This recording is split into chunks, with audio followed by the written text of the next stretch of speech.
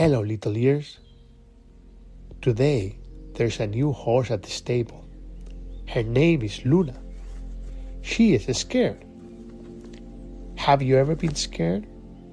In a new place, with new smells, new sounds? Luna feels that today. Her eyes were wide. Her nostrils were open big. Her whole body said, I don't know this place. Little Itziar saw Luna from outside the fence. She didn't go in. She just sat on the grass. It's okay, Luna. I was scared on my first day to school too. Luna's ears moved towards Itziar's voice, not running, just listening. I will be there. You don't have to come, but I will be there. That is what horses need when they are afraid. Not someone who pushes, someone who stays. After a long time, a very long, quiet time, Luna walked to the fence. She smelled Itziar's hair. Hola, Luna.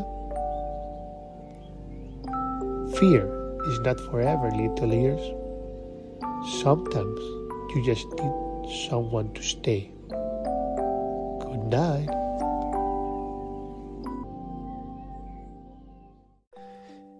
Some of the most important lessons don't come from books.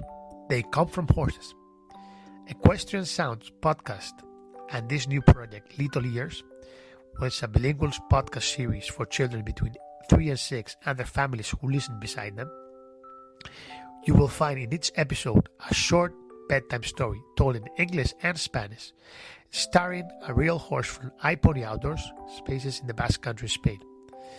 Through Minimus and Elvis, the little ears will learn about trust, fear, patience, grief, joy, and choice, grounded in the real science of horse welfare and the real experience of myself for more than 15 years working with horses and families. I'm your host. My name is Carlos González and I'm the founder of iPony Outdoors and the host of Equestrian Sounds.